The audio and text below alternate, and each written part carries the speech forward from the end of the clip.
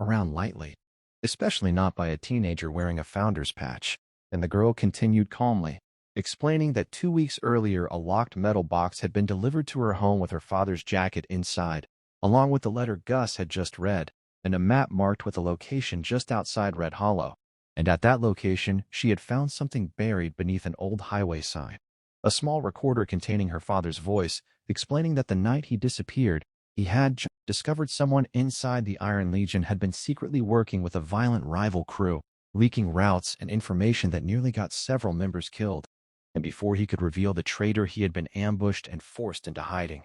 But now, years later, he believed the traitor was preparing something bigger, something dangerous enough that he had risked sending the jacket and message to his daughter, knowing she might come here searching for answers. And when she finished speaking, the bar was silent again. But this time, it wasn't confusion that filled the room. It was something heavier, suspicion. Because if what she was saying was true, then someone standing in that very bar might have betrayed the man whose patch she wore. And Tank looked around slowly at the other riders who suddenly avoided eye contact. And in that moment, the teenage girl who had been laughed at just minutes earlier had turned the entire biker bar upside down without raising her voice once.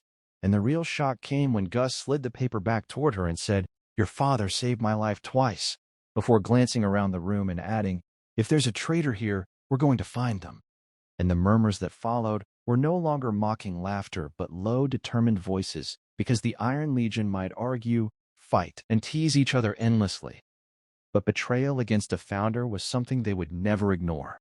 And as the storm outside grew louder and thunder rattled the windows, the girl sat quietly on the bar stool again, watching the hardened bikers begin questioning each other, scanning faces, recalling old stories from the night Reaper vanished.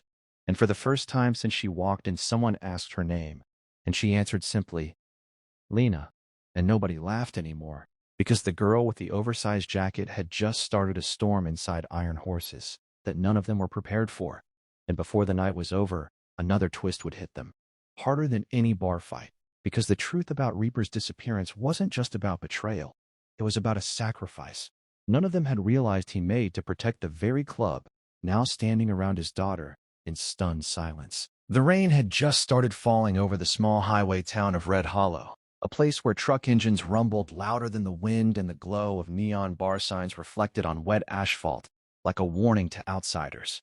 And that was exactly why no one noticed the teenage girl at first, when she pushed open the heavy door of Iron Horse's Bar and Grill, a place known across 3 states as biker territory, where patched riders gathered after long rides, where laughter was loud, tempers were short, and strangers usually lasted about 10 seconds before deciding they had made a mistake.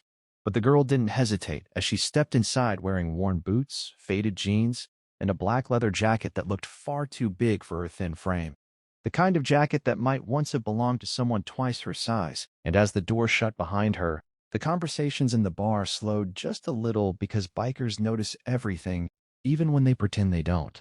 And soon the quiet curiosity turned into smirks as a few riders at the pool table nudged each other, and one of them, a broad-shouldered man with a gray beard named Tank, let out a loud laugh that rolled across the room like a challenge.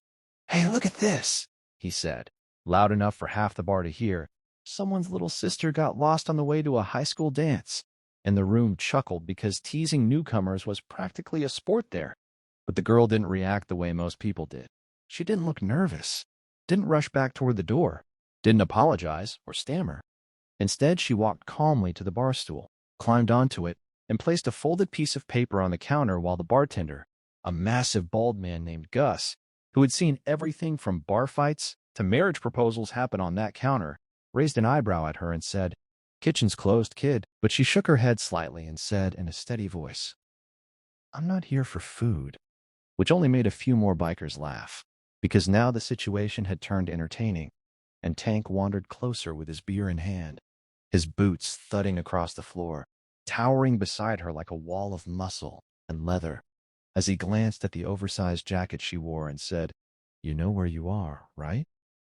And she nodded slowly before replying, "Yes."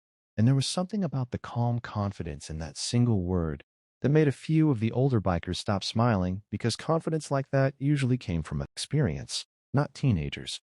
But Tank wasn't one to back down from a joke, so he pointed at the jacket sleeve and laughed again. "Nice costume, though," he said.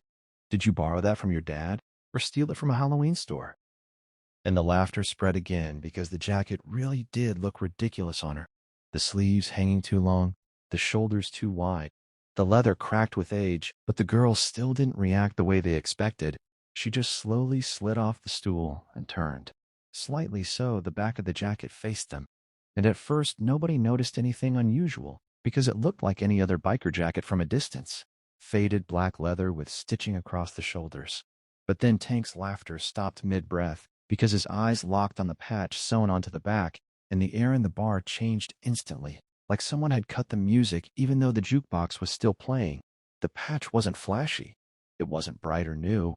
It was old and worn, but unmistakable.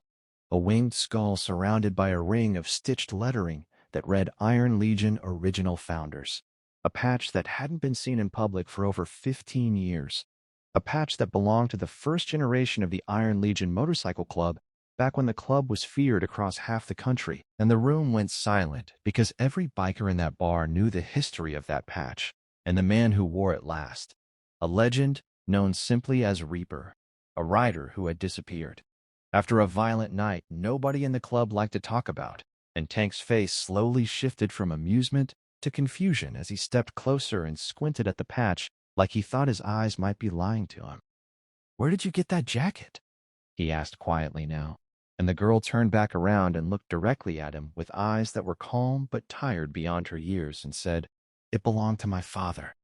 And the silence deepened because everyone in that room knew there was only one man who had worn that exact patch. And if this girl was telling the truth, then the situation had just become something far more serious than teasing a lost teenager. Gus, the bartender, leaned forward slowly and asked, "What's his name?" And the girl hesitated just long enough for tension to build before answering, "Marcus Hale." And that name hit the room like a thunderclap because Marcus Reaper Hale wasn't just a biker. He had been one of the founding members of the Iron Legion, the man who built the club's reputation in the early days, the rider who saved half the people in that bar during a highway ambush years ago. But he had vanished one night after a brutal confrontation with rival riders, and rumors said he had either been killed, betrayed, or walked away from the life entirely. Nobody knew the truth, and for 15 years the patch had never appeared again, until now, hanging loosely on the back of a teenage girl standing in the middle of their bar. And Tank swallowed hard. Before asking, "If you're Marcus Hale's daughter, then where the hell has he been?" And the girl reached into her pocket and slid the folded paper across the bar toward Gus, who opened it slowly and scanned the handwriting before his eyes widened, because the message was simple but chilling. "If you're reading this, it means I couldn't come back myself. Trust her. She carries my last ride. Reaper." And Gus looked up slowly while the rest of the bar leaned closer trying to read his expression.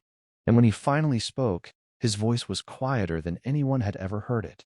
"This is his handwriting," he said.